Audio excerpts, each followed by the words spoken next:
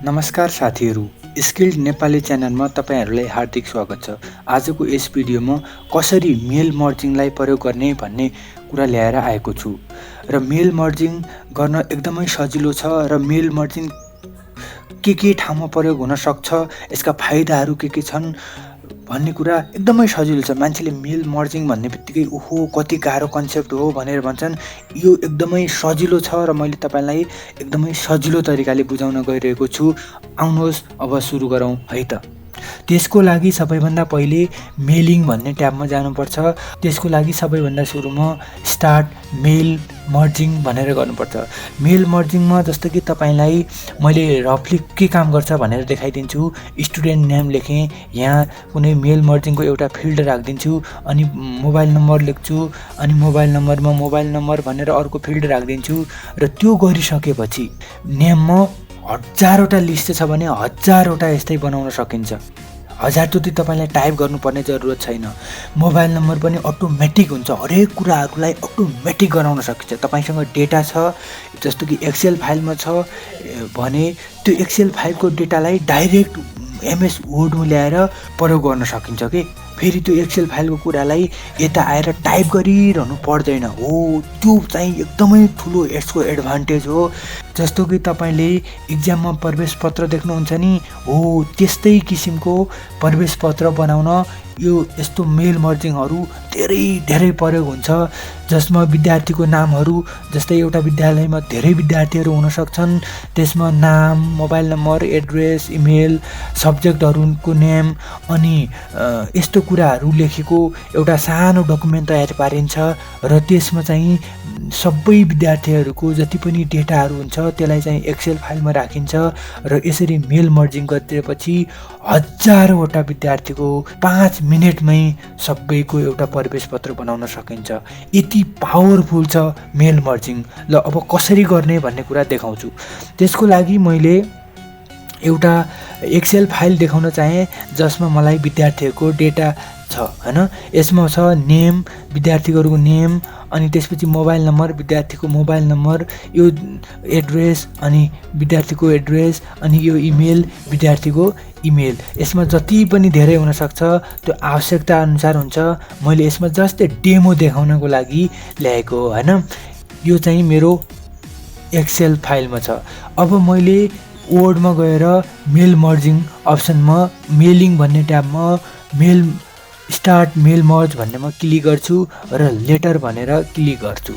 त्यसको लागि हामीलाई रिसिपिएन्टको जरुरत हुन्छ। सेलेक्ट रिसिपिएन्ट्समा जान्छु अनि यसमा युज एक्जिस्टिङ लिस्ट भनेर मैले गर्छु।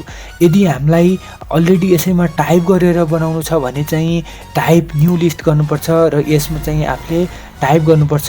त्यसको लागि कस्टमाइज कोलम गर्नुपर्छ। तपाईलाई कुन कोलमहरू चाहिँदैनन् त्यसलाई हटाउने र कुनलाई एडिट गर्नु छ त्यसलाई रिनेम गर्ने, अनि सबै जुन चाहिएको छ त्यो बनाएपछि ओके गरिसकेपछि त्यही कोलम आउँछ अनि तपाईले टाइप गर्दै लास्टमा ओके गर्न सक्नुहुनेछ।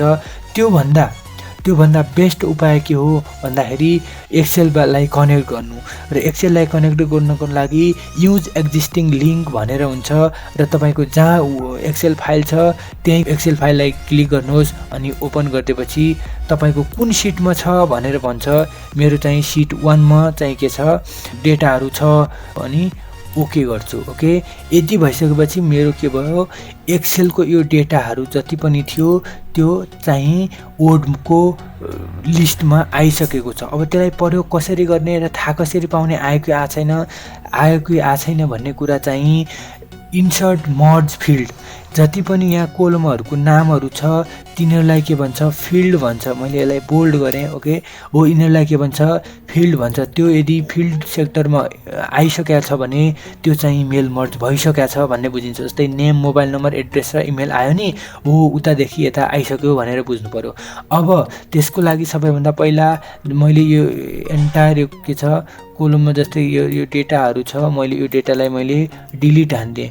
र यसमा कसरी इन्सर्ट गर्ने भन्दाखेरि गर्दाखेरि स्टुडेन्ट नेममा मैले नेम फिल्डलाई मैले के गर्छु इन्सर्ट गर्छु। इन्सर्ट गर्ने बित्तिकै यो अटोमेटिक यस्तो बन्छ। मोबाइल नम्बरमा जान्छु अनि इन्सर्ट मर्ज फिल्डमा जान्छु अनि मोबाइल नम्बर क्लिक गर्छु।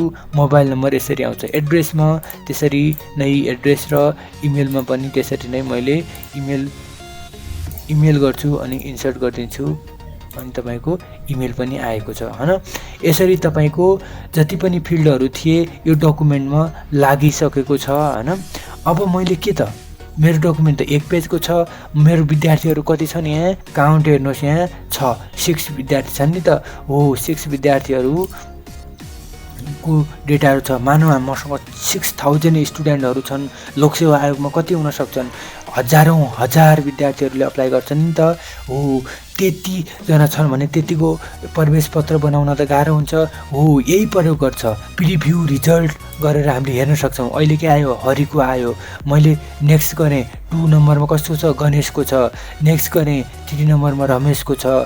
4 नम्बरमा मनिषा गीता यसरी तिनीहरुको सबैको डिटेलहरु आयो। अरु डेटा सबै छ। जुन फिल्डमा मैले त्यो डेटा राखेको छु त्यो डेटाहरु चाहिँ यसरी बन्छ र के हुन्छ हाम्रो बन्यो। र लास्टमा फिनिश एन्ड मर्ज भन्छौं। अनि एडिट इन्डिभिजुअल डकुमेन्ट प्रिन्ट र इमेलहरु म पठाइदिने भनेर भनेछ। मैले एडिट भनेर गर्छु अनि सबैलाई अल जति पनि डेटा छ सबैलाई अल गर्दिएपछि के आउँछ ओके गर्दिएपछि तपाईले देख्न सक्नुहुनेछ कतिवटा प्रवेश पत्र बन्यो मसँग।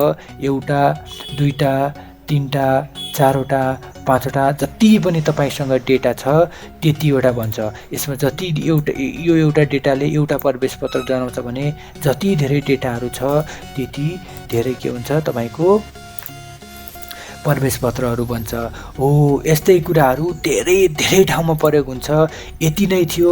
एकदम सजिलो छ। फेरि भन्दिन्छु एकदम सर्टमा मेलिङमा जानुहोस्। स्टार्ट मेल मर्जिङ गर्नुहोस्। लेटरमा क्लिक गर्नुहोस्। सिलेक्ट रेसिपिएन्ट्समा जानुहोस्। युज एन एक्जिस्टिङ लिस्टमा क्लिक गर्नुहोस्। तपाईको कहाँ एक्सेल फाइल छ त्यही जानुहोस्। त्यो मेरो एक्सेल डेस्कटपमा छ त्यसकारण डेस्कटपमा गएर मैले मेल मर्ज लिस्टलाई ओपन गर्छु र सिट 1 मा छ। सिट 1 लाई सिलेक्ट गरेर ओके गरिदिन्छु। मेरो कनेक्ट भइसकेको छ। त्यसको लागि मैले इन्सर्ट गरेर यो सबै फिल्डहरु देखेँ अनि यसरी मलाई थाहा भयो कि यो मर्ज उताको एक्सेल फाइल वर्डमा लिंक भइसकेको छ भनेर। त्यसपछि मैले जुन ठाउँमा मलाई चाहिने हो त्यही ठाउँमा फिल्डलाई के गर्छु मैले मर्ज गरिदिन्छु अनि फिनिश गरिदिन्छु। त्यति हो। आजलाई यति नै। मेरो भिडियो हेरिदिनु भएकोमा धेरै धन्यवाद। यदि भिडियो मन पर्यो भने मलाई लाइक सब्स्क्राइब गरेर सपोर्ट गर्नुहुनेछ र सल्लाह सुझावको लागि कमेन्टमा आफ्नो सल्लाह सुझाव दिन सक्नुहुनेछ भन्दै म बिदा हुन चाहे। नमस्कार।